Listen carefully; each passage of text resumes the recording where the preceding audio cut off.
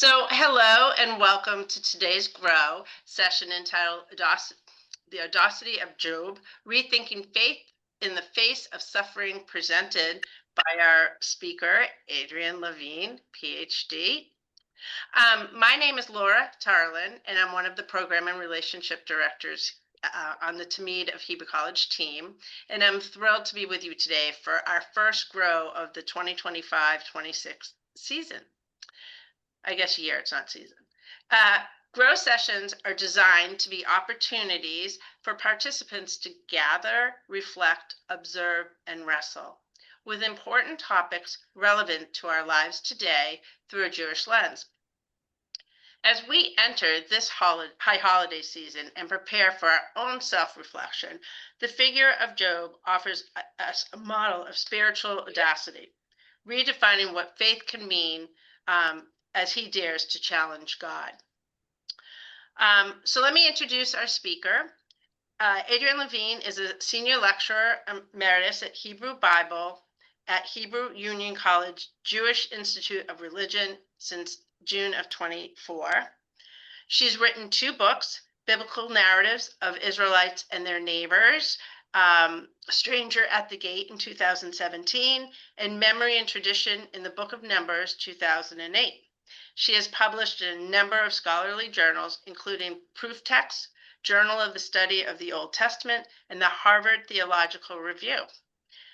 She is currently at work on the modern reception history of the Book of Job. Her passions include teaching biblical prophets, the books of Samuel and the Book of Job, and she volunteers herself as well. She is a founding member of the Jewish Climate Action Network in New York City. And as a volunteer, she's a founding member. Oh, wait, sorry, I just said that. I'm so excited. And she's also on the steering committee of the Third Act Faith and a former facilitator for J-Tree USA, which is now part of Adama. So with that, I am going to turn over to Adriane. Thank you so much.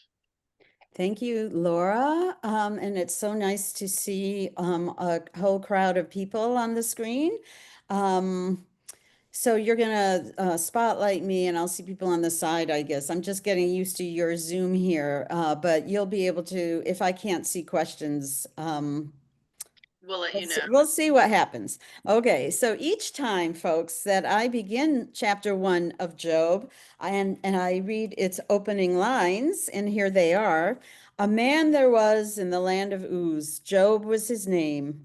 That man was whole in heart and upright, in awe of God, turning away from evil.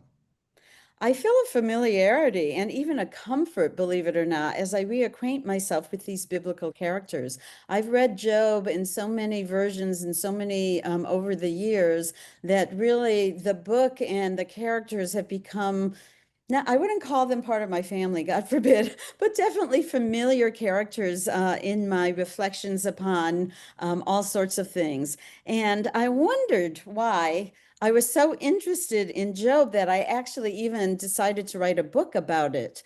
And so I wanted to let you know how that happened, why I became so interested. It was the early days of the pandemic, March 2020. Thank goodness I did not yet have an idea of how long we would all live socially distanced, and obviously none of you did either. I only knew that we were going to go into lockdown at the time I was living in Manhattan in New York City, and I had to get some ink cartridges for my printer.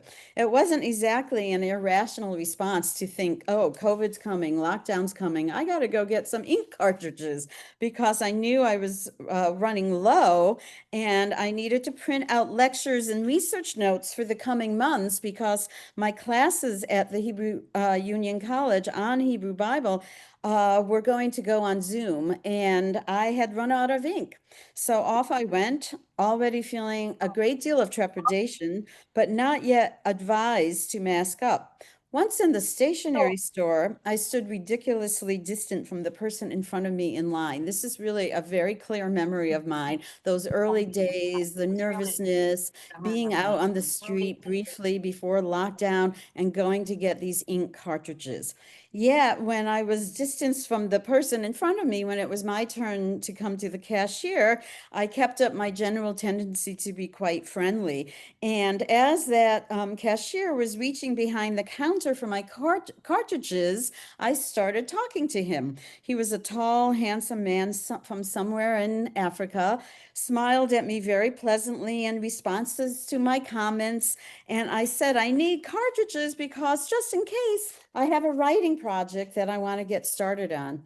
And he said, in response to my query, um, why and what were you writing on? I said rather sheepishly, just as I did now for you when I said how much I enjoy the book of Job. I said, well, I'm writing on the biblical book of Job.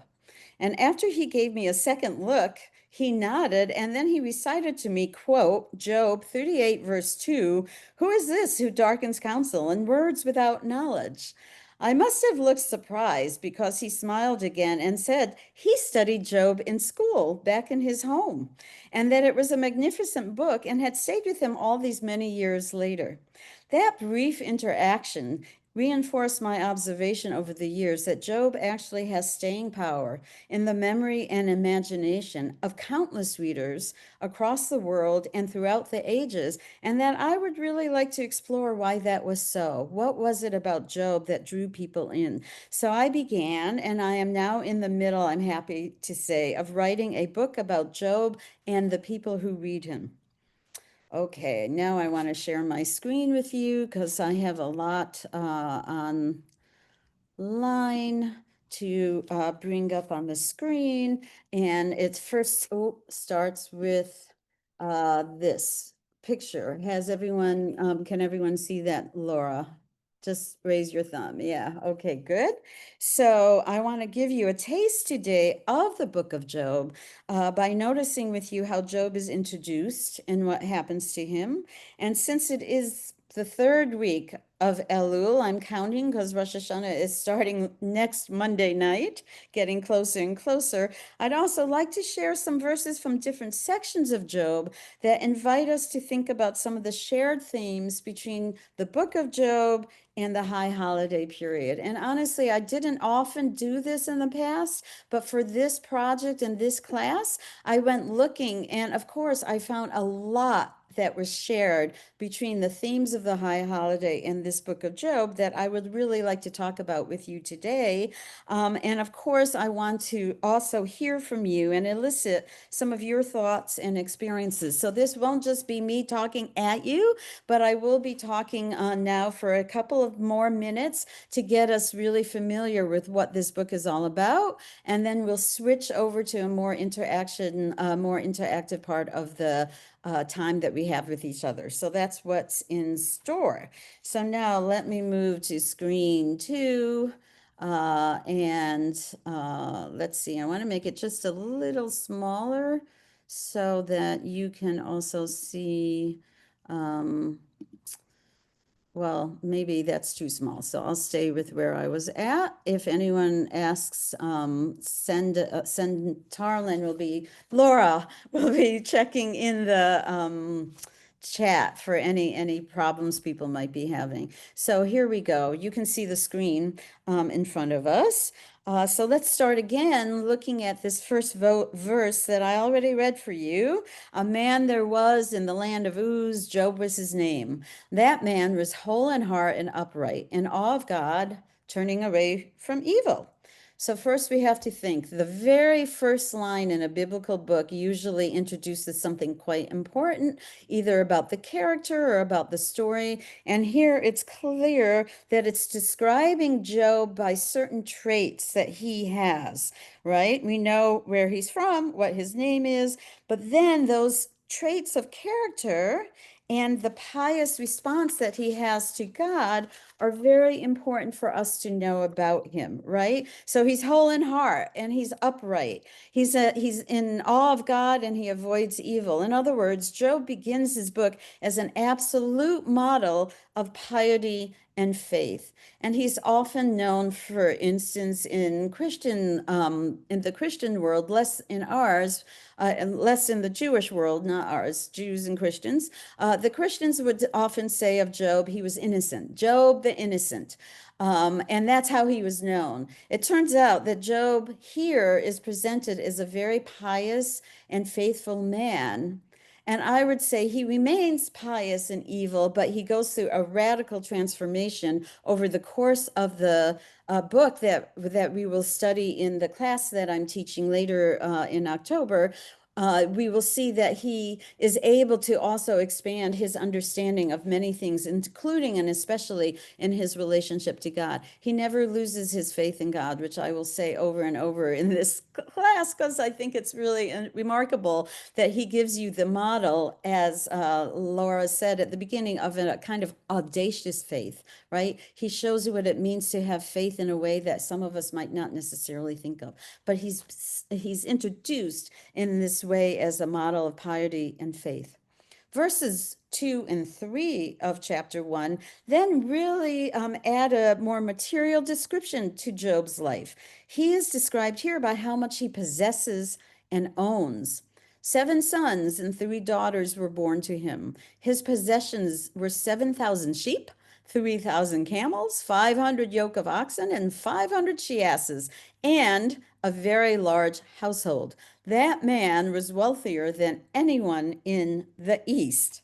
Okay, so now the author is inviting us to really think about how to define the worth of a human being. Is it what he possesses, as verse 2 and 3 are telling you, or as we might think in our term, what class is what social class or economic class, how much wealth, how much poverty?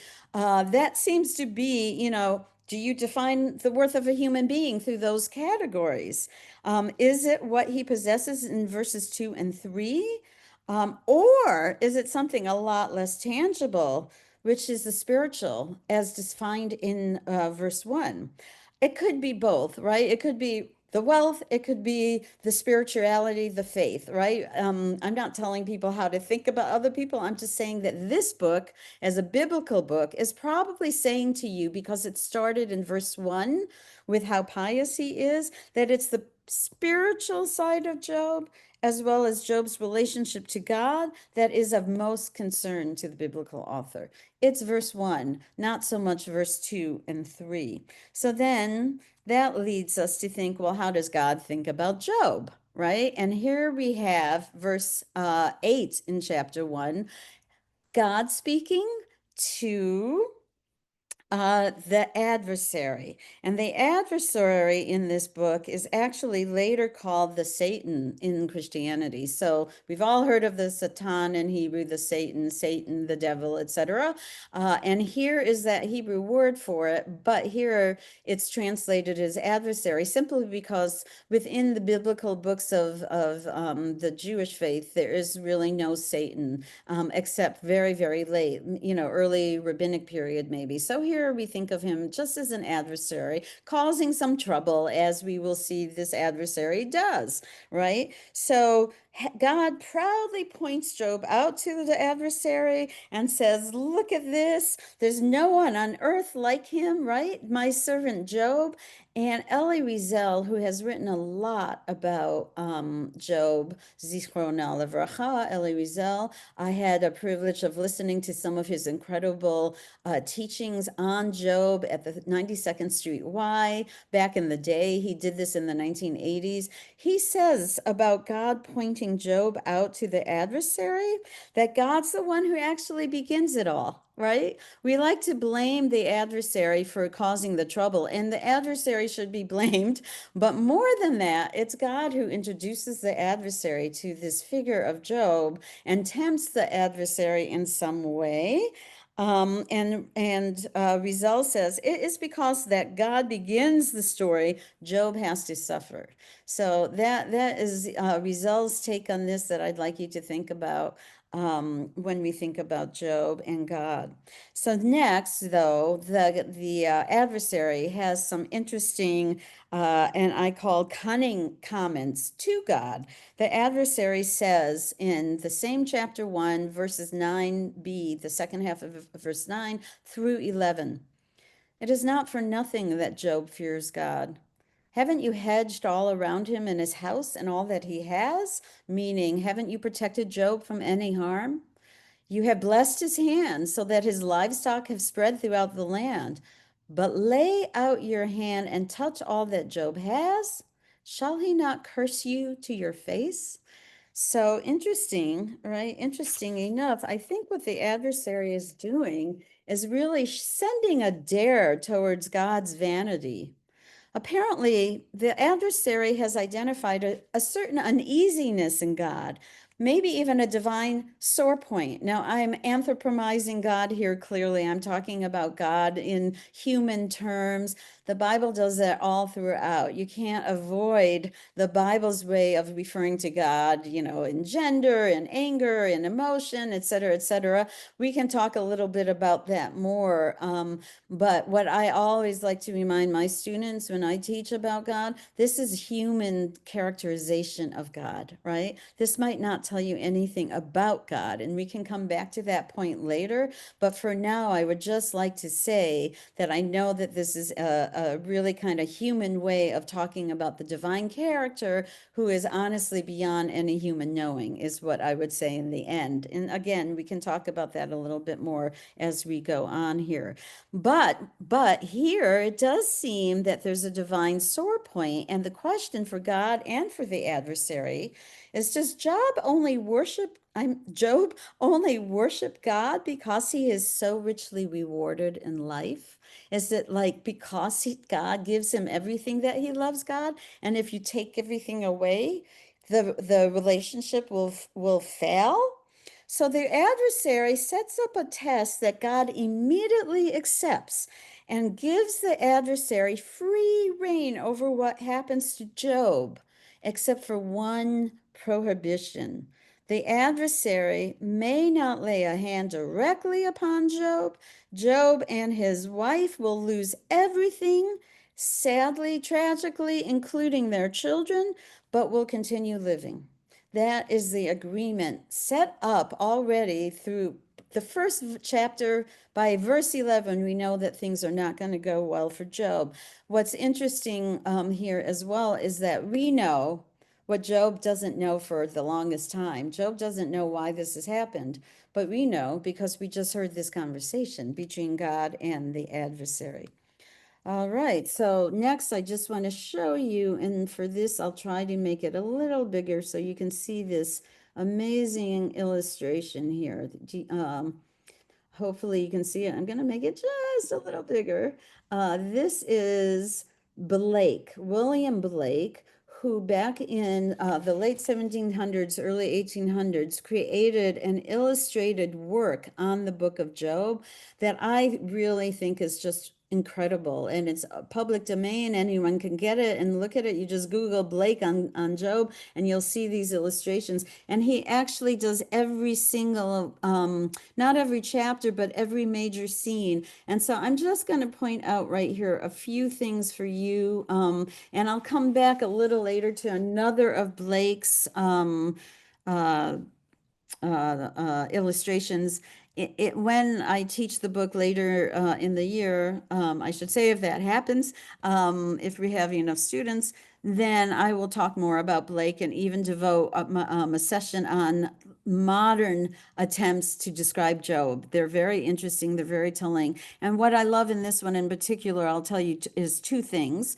First off, you can't really see it here, but you would see it later on. If I made this really big, you could see it even here. So, but I won't. God's face and Job's face is identical. So the idea in the Tanakh that, human beings are in the image of God, and the theory is that, God can convey each of our images. We all have different images. Well, here you have God and Job in identical facial expressions, facial characteristics, which is pretty fascinating to me. That's one thing I love about it. The next thing is, here is Job's wife sitting here next to him. In the biblical story, she appears in chapter 1 and 2, and then she disappears. She's not there anymore. And, that's something that should be noticed and thought about and reflected upon, not necessarily today, but in the future. Blake puts her in every every illustration. She never disappears from the book, which, if you care about women in the Bible, that's a wonderful thing that Blake does, isn't it? He's saying to you, she's really important to this story too. Why is she not given her own line, her own narrative line in the book? So I just wanted to point that out. Also, and what he does along here is he gives you at the bottom here, he gives you a caption from the book, and around the side, he gives you other parts of the Bible, and he illustrates everything here as a snake, as a tempter. It's really, really, I think, just an incredible project that he did, and I really love it. So, what does Job say when the adversary starts punishing him with God's permission? He already loses his children. It's really a terrible, terrible thing. And he loses all his property. So he says in Job chapter 1, verse 21, God gives and God takes. Blessed be the name of God. Okay, so now I'm going to just leave this up for a minute and share a few more things with you about the book itself before we go on. So God gives and God takes. Blessed be the name of God. Three friends join Job at the end of chapter 2, and they sit with him in silence for 7 days. That, my friends, is the model for Shiva, for the 7 days of Shiva. It comes from the book of Job. And this portrayal of the silence with Job is really, part of what people are urged to do, sit silently with the sufferer until they bring up memories or what they want to talk about. Take your cues from the sufferer. That's basic, kind of etiquette of Shiva. Most of us always forget about that, right? Because we're eager to greet the mourner, we're eager to hug them and offer them our comfort, etc., etc. But this story starts with the 7 days of silence, which becomes the model for Shiva. So that's amazing, right? But what comes next really is what comes next is in chapter 3, Job starts to speak. And what he says in chapter 3 in really incredible poetry is how absolutely grief-stricken he is and how he wishes that he doesn't live anymore. It's a very powerful lamentation, so that he begins to move from a pious acceptance of what happens to him to enter a period of profound mourning and lamentation. And at the end of that lamentation, he calls on God to account for what has happened to him. And that is when all the ruckus breaks loose. That's when the friends can't hold back, they can't help themselves, and they really develop this extreme conversation that lasts for most of the book, which in the class, I only take one class to talk about that conversation because there's so much at the beginning and so much after that that is also really important to study. But that conversation between them really is obviously very important in the book and helps transform who Job is. Because, as I said, he moves from someone who sits quietly, who is very modest, to someone who really is willing to call God to account, which I think is part of what gives the book its stunning appeal to so many people, its power, because both the description of suffering and then what to do as the person who comforts the sufferer, and then what the sufferer can move into is really powerful in this book, and has given, I think, comfort to enormous thousands, I would say, over the centuries. And so that is what happens here, and we're just going to get a taste of it here, obviously, and we're going to focus a lot on how to respond to someone in mourning, and then think about how the High Holiday thinks about it.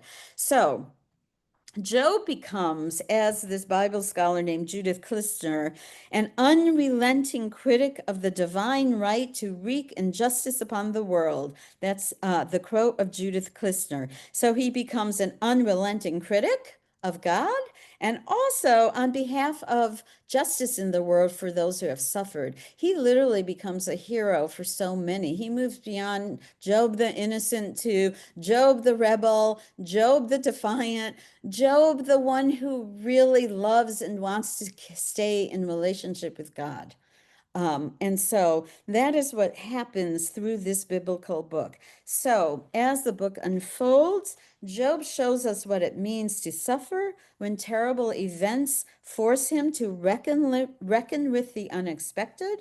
But Job trusts enough in his own character to refuse to blame himself for what has happened. Job wants to hold God to account, not only for his personal suffering, but for the suffering of so many others. Job notices, perhaps for the very first time, for Job certainly, that the wicked often flourish while the poor and the innocent may suffer terribly. At the same time, Job reveals mettle and determination. He stands up to God, but does not lose his faith. On the contrary, Job will never break faith, help me, never will break his faith with God and maintains a relationship in which he bravely speaks truth to the divine power. So I know that's a lot to take in. You will get these notes afterwards, thanks to Laura, and you can read some of this for yourself. More importantly, you can read the book. You can take my class because my question here is, how does Job keep faith with himself? And how does God respond to Job's critique of divine injustice? And those answers will be thought about together in that class. So if you're intrigued, stay tuned for October 16th. For the rest of today, what we're going to do, as I promised, is think about the book of Job's relationship with the high holidays, which also I believe is really fascinating. And as I said, I hadn't really noticed all that much until I was asked to talk about that here. So I want to explore his relationship with the high holidays, and the themes, as I've already said, are very much part of Rosh Hashanah and Yom Kippur. And the relationship between Job and the high holidays turns out to have started very, very early. So let's start with that. When did that start being something that people wanted to think about? So God bless my Jewish learning. If you haven't found it, you should. It gives you much of what you need to know about just about anything in Jewish practice, Jewish holidays. And these are two sources I found in my Jewish learning, which I really appreciated. So the first is a tradition from the Mishnah Yoma, chapter 1, verse 6, which is dated to the early 3rd century CE. So remember, the Bible really ends roughly around the 4th century BCE, right? So many hundreds of years before this, but the Bible continues, to be used and commented on both in Midrash and Mishnah and Talmud. Probably if you're ongoing students at the Hebrew College, you know all about all the different traditional books and the history of Jewish learning, et cetera, et cetera. So this is the 3rd century of the Common Era, of the era that we all live in, starting in the year 1 of the Common Era. Okay, there's a tradition in Mishnah Yoma 1:6 that on the night before Yom Kippur, the high priest would listen to the book of Job read out loud. This would prepare him for the awesome job of atoning on behalf of all Israel the next day, or maybe keep him awake. Right? Apparently, there was a tradition during the time of the high priest, which would have been biblical, not rabbinic, right? The high priest and all the customs of the Torah and the temple would have ended oh my goodness, I can't believe I'm forgetting this right now. I teach it so often. Early in the 1st century, no, what is it? 38 BCE, I believe, is when the temple, somebody can look that up right now. It should be at the top of my head. The high priest would no longer have been part of the Yom Kippur ritual once the temple is destroyed. This 77, it's second, I'm sorry, 72 BCE, I believe. 70 CE. 70 CE. BCE.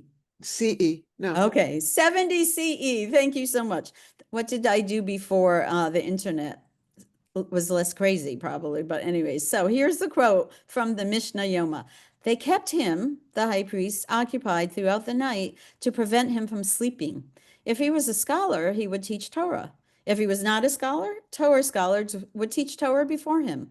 And if he was accustomed to read the Bible, he would read. And if he was not, they would read the Bible before him.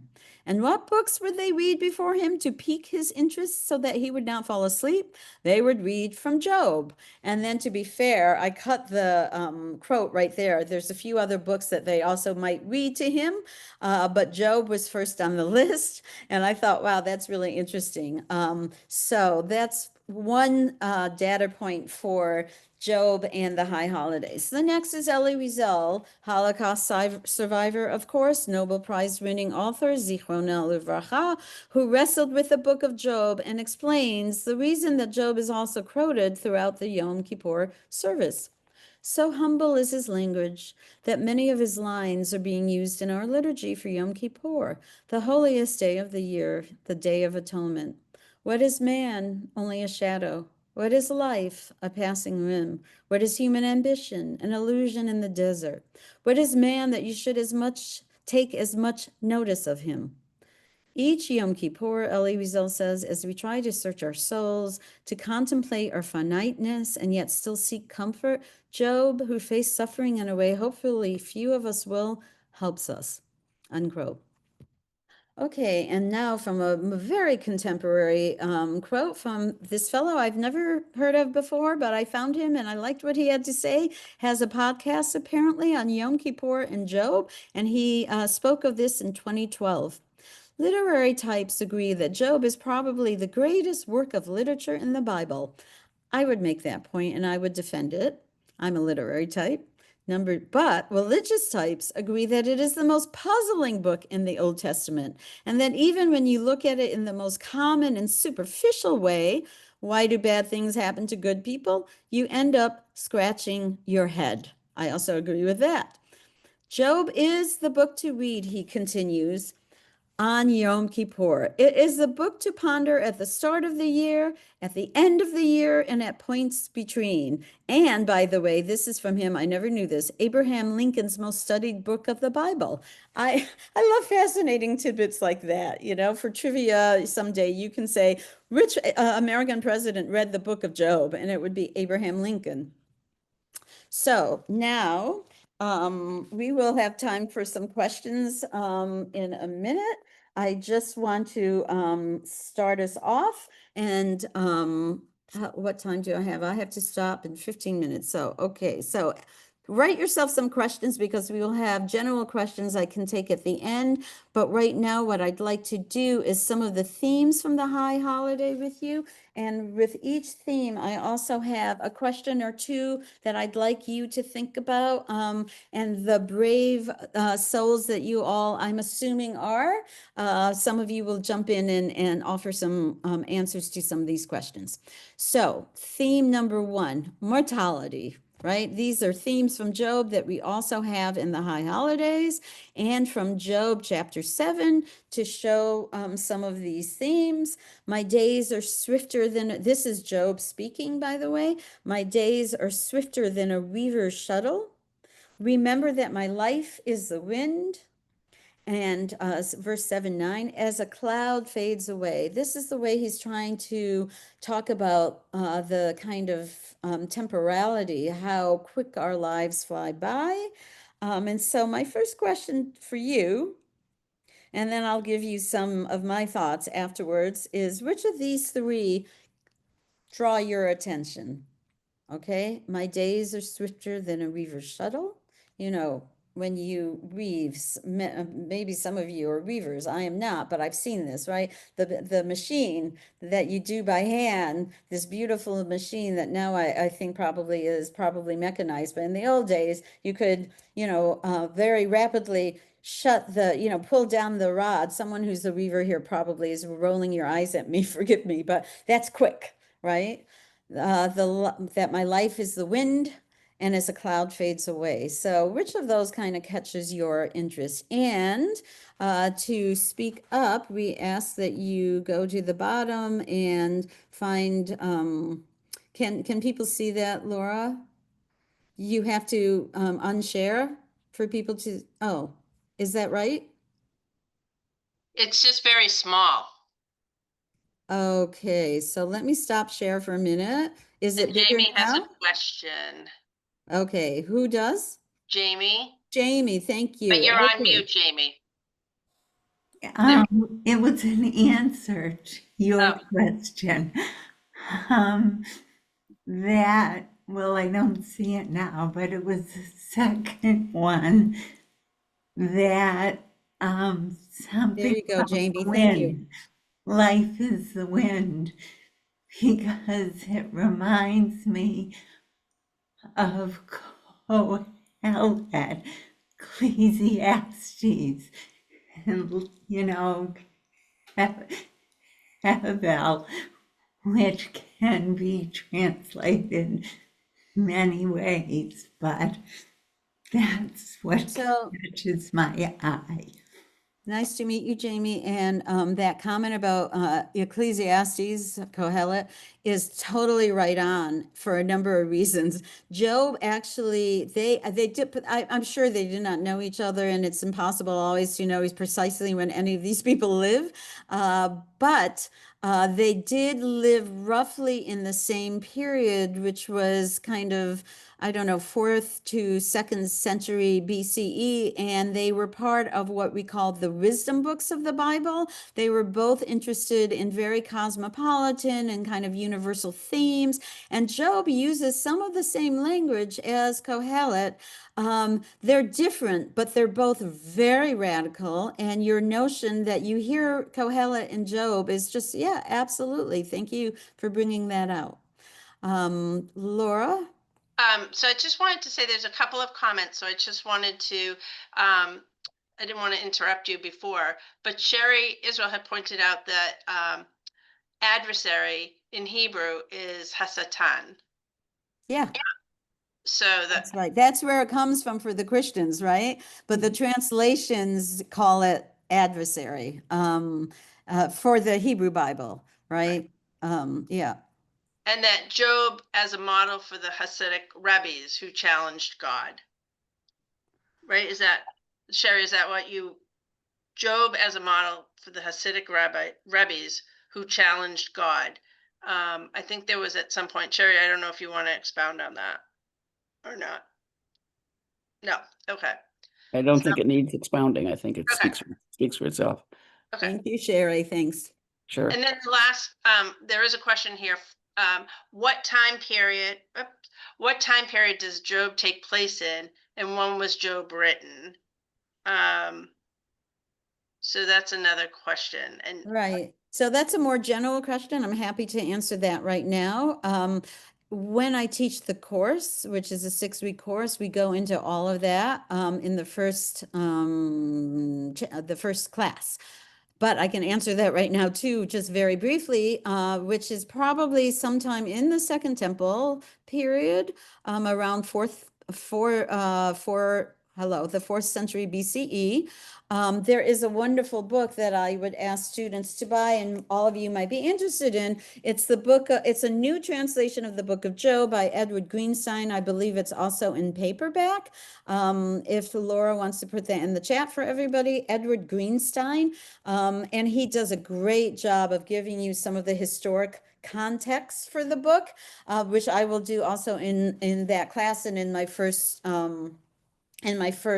chapter of the book I'm writing. But basically, this fellow, the interesting thing about the writer of Job is he's probably living in Jerusalem, though there's some argument about it because his Hebrew is really difficult, but he's probably living in Jerusalem. Again, I would say 4th to 3rd century BCE. He was absolutely, it seemed to be a cosmopolitan sort.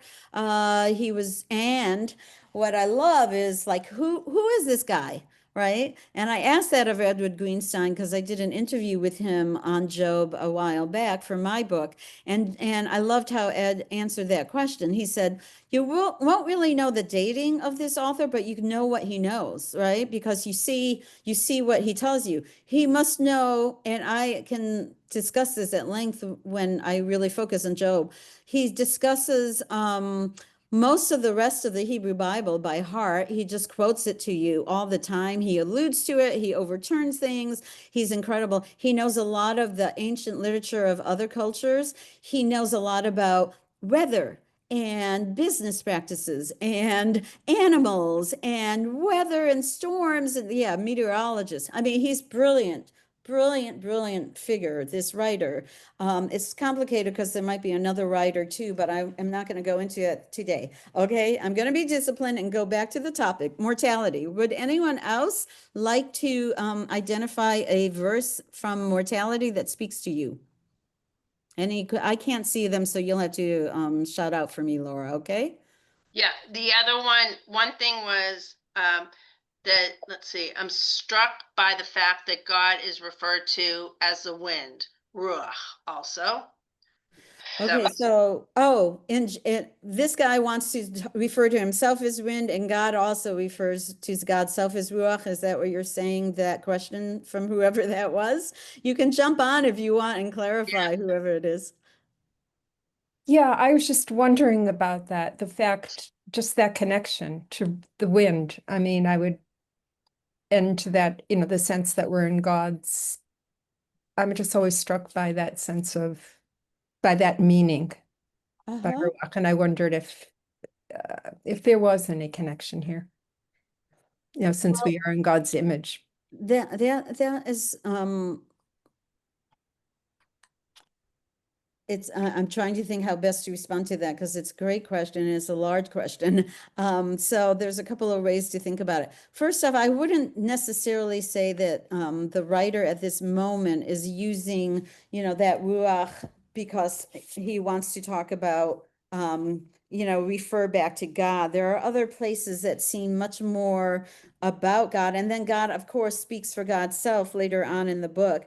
But this one is more, let me see, it's just verse 7. I'm just looking in the Hebrew for a minute. Ken, he specifically says, Job, it's about his life, right? He says, my life is like the wind. So he's not comparing himself to God right then. Is the writer wanting to compare him to God? I don't even think so. I think the writer is determined to give God a lot of autonomy there and give Job a lot of human autonomy, if that makes sense, right? God, so that's how I'd answer you for now. But in other parts of the Bible, God is called many different names, right? And you can think about the Ruach, God comes to creation, and it's the Spirit of God that is kind of roving around the earth as God creates it. I think in Genesis 1, it's Ruach Adonai Mirachefet, something like that. So the spirit or the wind of God, right? Ruach can mean wind, Ruach can also mean spirit. So that's an answer for you. And if I take this long to answer other questions, I'm probably going to run out of time. So I'm going to be a little quicker. Thank you all. And let me go on now and say that I think that by reminding us of how quickly a life may fly by, these verses invite us to become more aware of what is important to us. And Job urges us to try to live more thoughtfully, with gratitude for being alive in spite of it all. And we are invited to discern as best as we can what are our values, our goals, our dreams, when we fall short, and also when we have done good. What better opportunity to make that kind of reflection about the knowledge that we're mortal and how we want to live the rest of our days granted to us? What better opportunity than Rosh Hashanah and Yom Kippur, which asks us to do that very thing. Okay, next, dialogue with God. Our friend, I don't know your name, but you mentioned to God. So that's some of the things that I would want to say about how Job talks to God here. And it's important, especially since we're talking about the audacity of all of this and what faith might mean. So let me just throw these out and just say something about it. I will stop again one more.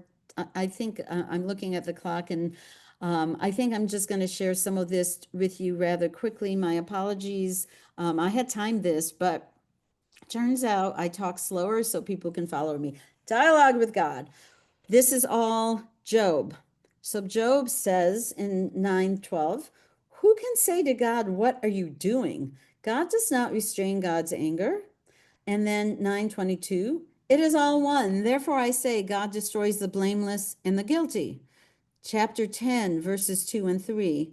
I say to God, do not condemn me. Let me know with what you charge me. Does it benefit the toil of your hands while smiling on the counsel of the wicked? So the point here is look how daring and audacious he is. Job is saying this to God. Job is bringing his open heart, his full heart, his rage, his puzzlement, his frustration, and he's asking this of God. But then he also reminds God of the relationship they once had.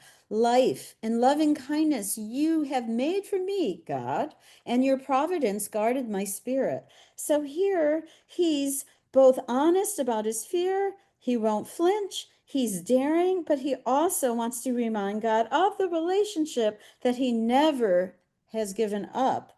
And in fact, I would argue that Job redefines what faith means by sustaining rather than severing his relationship with God in spite of a deep and disappointing fury with God or at God.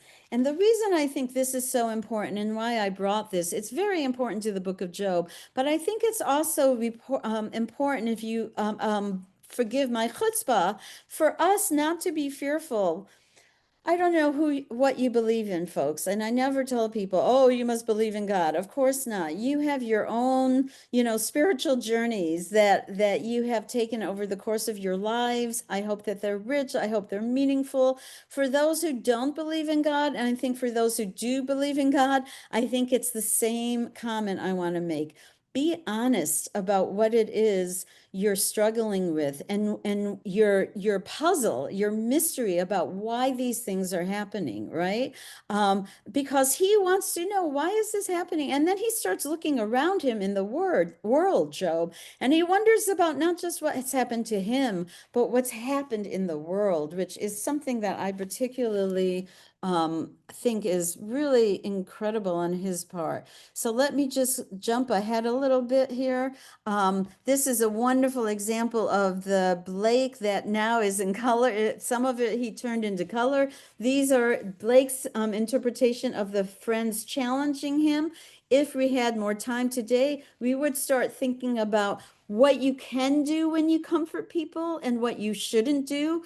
And one of the things that Job asks of them is, pity me, you are my friends, right? And then he goes on, if you would just be willing to face me and be quiet and listen to me, you might understand better where I'm coming from. So I think it's a very, very important message, again, that the High Holidays wants you to think about also. What is my obligation to the other people in my community, not just myself?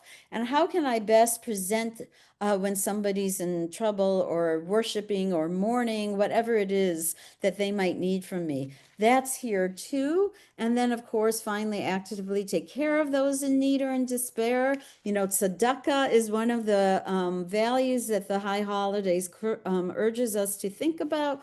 And then I just added, because I thought I had all the time in the world, indifference or care of the natural world. I'm a big climate person, and Job actually has some very interesting comments about climate.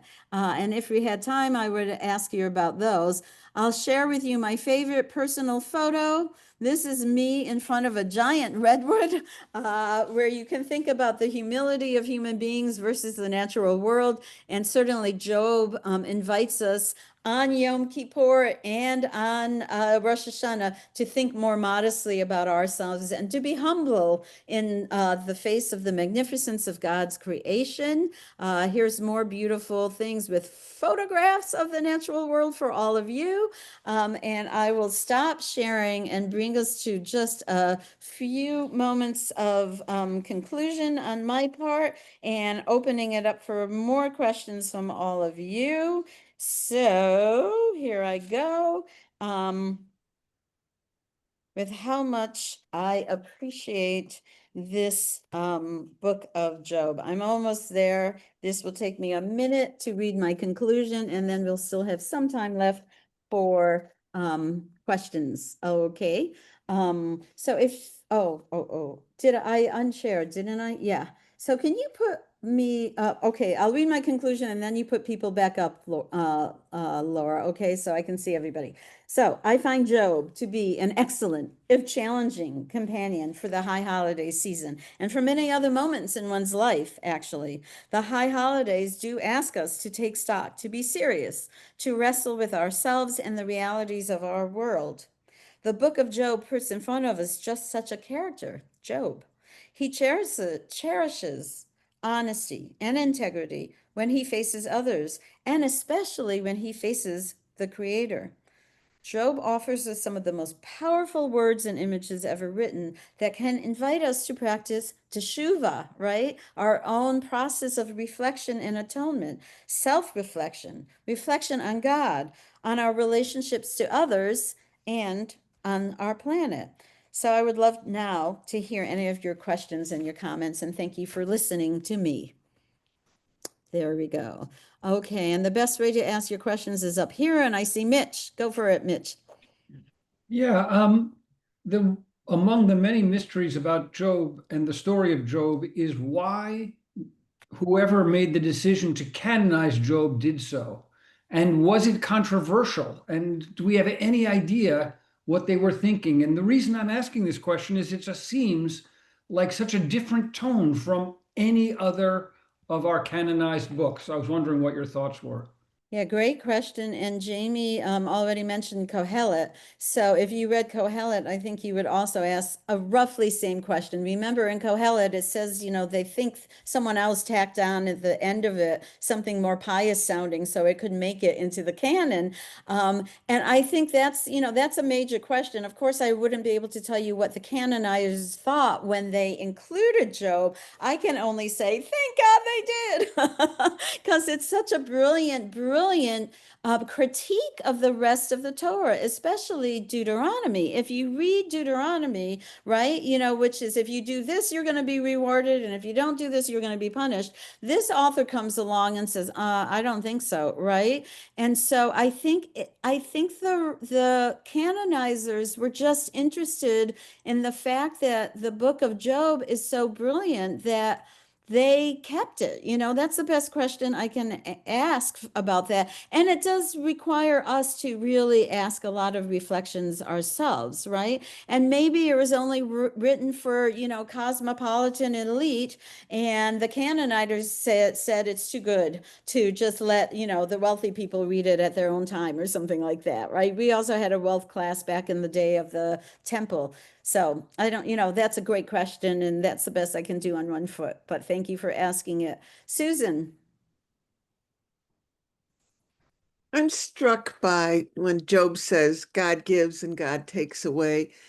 This year I'm more thinking God lends and then God takes away. I mean, we're not talking, these are not outright gifts that, oh, you can keep them as long as you want. Things are taken away from you. And Job at the end gets a lot back, or that's how he feels. Although it's not really, he's not getting back the children who died, but he's getting other children.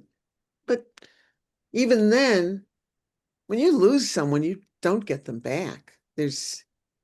Maybe you can get certain relationships back, certain, you know, if you remarry, if you have a Right. step parent or whatever, but you don't get that Right. back. So first off, you're an example of a reader that asks a lot of questions of Job, right? And I think that's ultimately the intent of its author. It wants us to ask those questions and engage and struggle with it, critique it, right?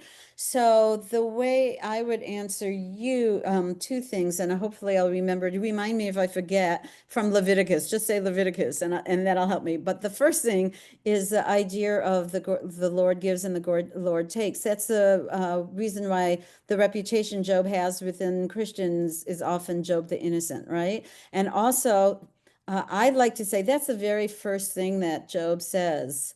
And then the second response he says is, you know, are we going to have faith in God just for the good and not for the bad. So already Job is changing his tune a little bit and saying, well, it's not just gifts we get from God. Oh, that happens whenever I do that with my fingers, balloons show on my screen.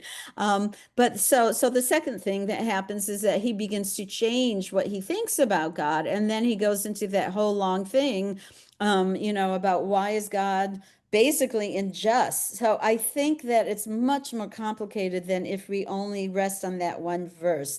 But I love, and this is a Leviticus quote, so I did remember it, the idea that we are lent something that we give back, right? We're on borrowed time, honestly, as hard as that might be.